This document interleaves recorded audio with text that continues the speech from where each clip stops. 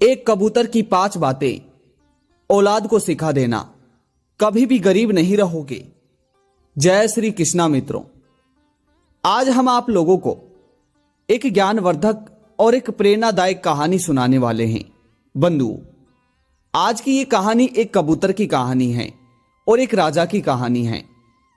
आज की इस कहानी में आप लोगों को जीवन की कुछ महत्वपूर्ण सीख प्राप्त होंगी। बंधुओं, मेरा आप सभी दर्शकों से निवेदन है, अगर आप इस कहानी को देख रहे हैं तो कहानी के साथ कहानी की समाप्ति तक बने रहे, क्योंकि आधा अधूरा ज्ञान हमेशा जीवन में विष के समान होता है। बंधुओं, कबूतर का यह ज्ञानवर्धक प्रसंग बड़ा ही ज्ञानवर्धक है। वीडियो को शुरू करने से पहले जो भी मेहमान दर्शक हमारे ज्ञानवर्धक कहानी चैनल पर मेहमान बनकर आए हैं, मेरा आप लोगों से निवेदन है कि कहानी को शुरू करने से पहले चैनल को सब्सक्राइब अवश्य कर दे। बंधुओं, क्योंकि आप हमारे केवल दर्शक ही नहीं, आप हमारे परिवार की तरह हो और आपके एक सब्सक्राइब करने से हमारा परिवार बढ़ता है। बंधुओं, आइए जानते हैं कबूतर की इन 5 बातों को और इस ज्ञानवर्धक और प्रेरणादायक कहानी को शुरू करते हैं। बंधुओं, एक बार एक लकड़ी काटने वाला जंगल में लकड़ियां काट रहा था, तो उसी समय लकड़ियां काट तक वह लकड़हारी बहुत थक गया था। लकड़ियां काटते काटते थकने के बाद वह लकड़ियां काटने वाला एक पास में ही घनी छांव वाले वृक्ष के नीचे बैठ जाता है। जब वह वहां पर बैठकर विश्राम कर रहा था, तो वहीं ऊपर से उसके सिर पर एक कबूतर की बीट आकर गिरती है। जब वह किसान, वह गरीब लकड़ी काटने वाला अपने ऊपर बीट को गिरते ही जब ऊपर की तरफ देखता है, तो वह देखता है कि एक कबूतर उस पेड़ की मग्न छाया में बैठा हुआ है और उसने उसके ऊपर बीट की है। अब यह देखकर उसे गुस्सा तो बहुत आता है, परंतु क्या करे, वह उस कबूतर का कुछ नहीं कर पाता। बंधुओं, अब जैसे ही बीट को गिरे कुछ समय हो गया, तो धीरे धीरे वह बीट सोने की बन गई। जब कबूतर की द्वारा की गई वह बीट सोने की बन गई, तो यह देखकर वह लकड़ी काटने वाला भी अचरज में रह जाता है।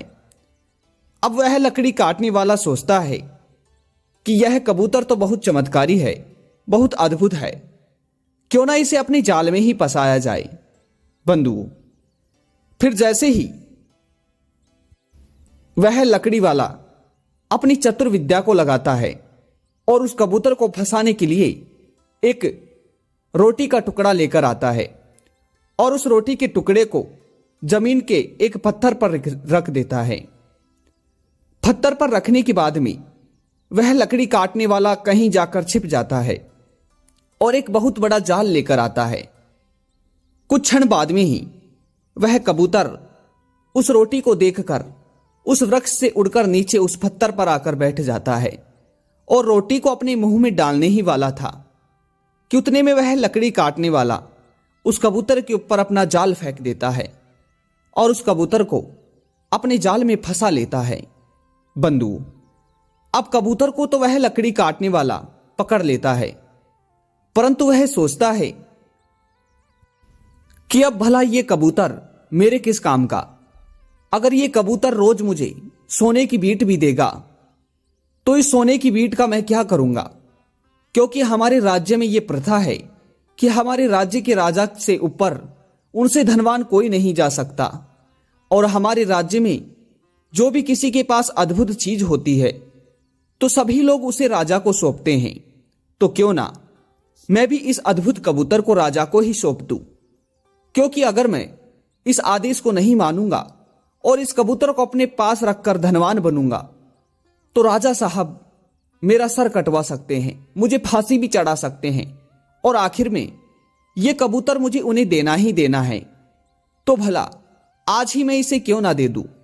बंधुओं, अब इसे सोचकर वह लकड़ी वाला उस राज्य के राजा के पास जाता है। राजा से जाकर लकड़ी वाला कहता है, महाराज, ये देखिए, मेरे पास एक अद्भुत कबूतर है। यह कबूतर सोने की बीट करता है, अर्थात इस कबूतर के कण कण में सोना है।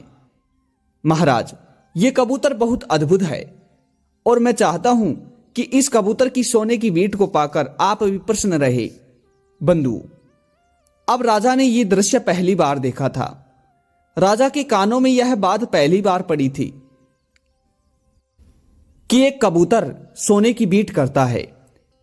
बंधुओं, अब तक तो हमने यही सुना था कि एक मुर्गी सोने के अंडे देती है, परंतु राजा ने भी इस बात को पहली ही बार सुना था कि एक कबूतर सोने की बीट भी करता है।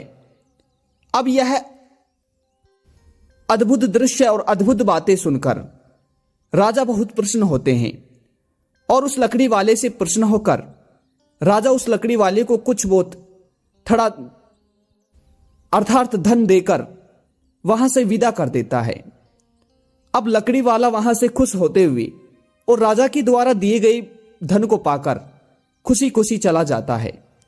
उधर राजा उस कबूतर को अपने हाथ में लेकर सिलाने लगता है और अपने सैनिकों को आदेश देता है, सेनापति को आदेश देता है, जाओ और इस कबूतर के रहने से लेकर सोने तक की व्यवस्था करो। इस कबूतर के खाने से लेकर पीने तक की व्यवस्था करो।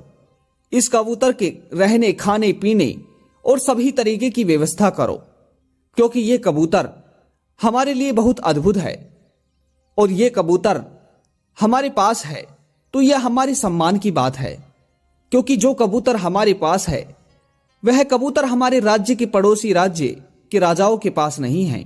बंधु, अब राजा के इस आदेश को पाकर राजा के सेनापति उस कबूतर के रहने, खाने और पीने तक की व्यवस्था कर देते हैं।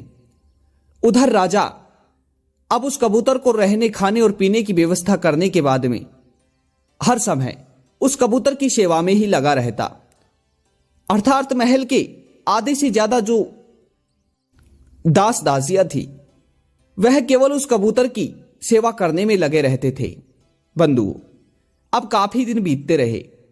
अब एक दिन की बात है, वह सेनापति राजा महाराज से कहता है कि महाराज, अगर आप बुरा ना माने तो एक बात कहूं।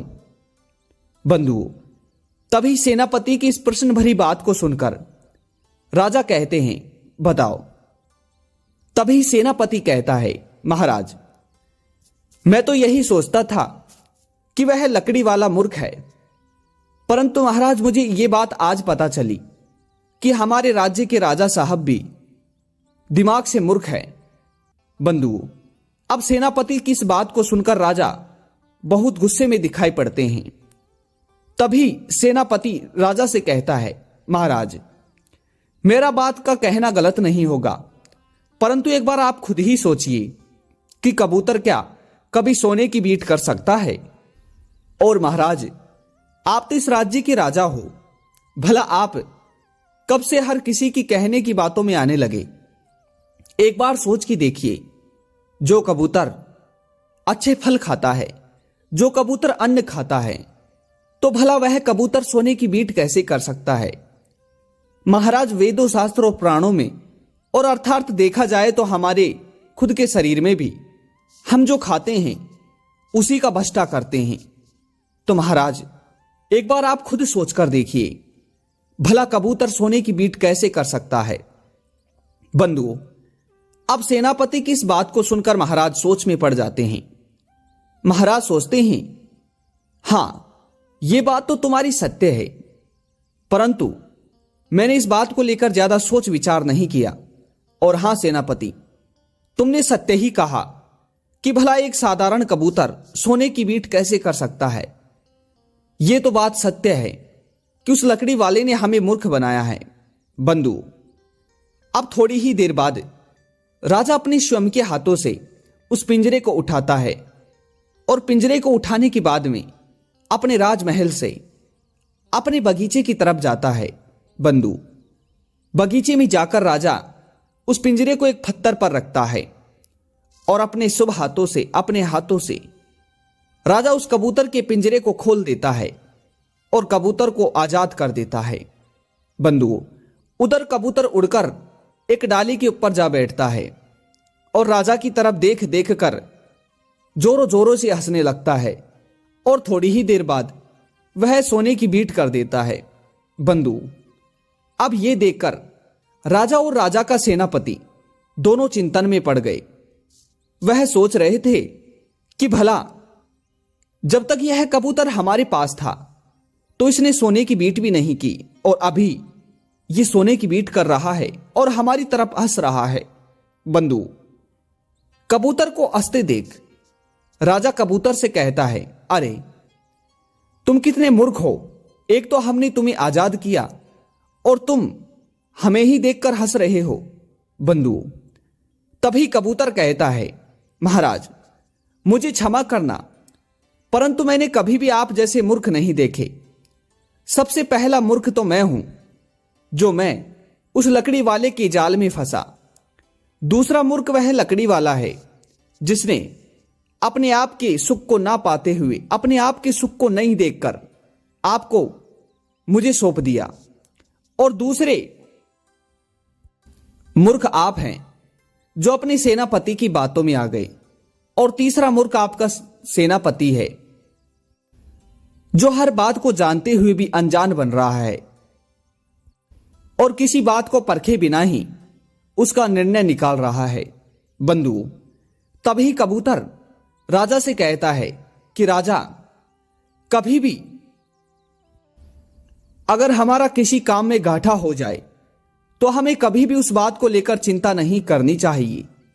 अर्थात कबूतर कहता है कि राजन, कभी भी हमें अपनी मूर्खता पर हंसना नहीं चाहिए और कभी भी हमें अपने घाटे को देखकर उसके शर्मिंदा नहीं होना चाहिए। वहीं राजन, मेरी तीसरी बात है, कभी भी दूसरों की बातों में आकर किसी भी काम को नहीं करना चाहिए।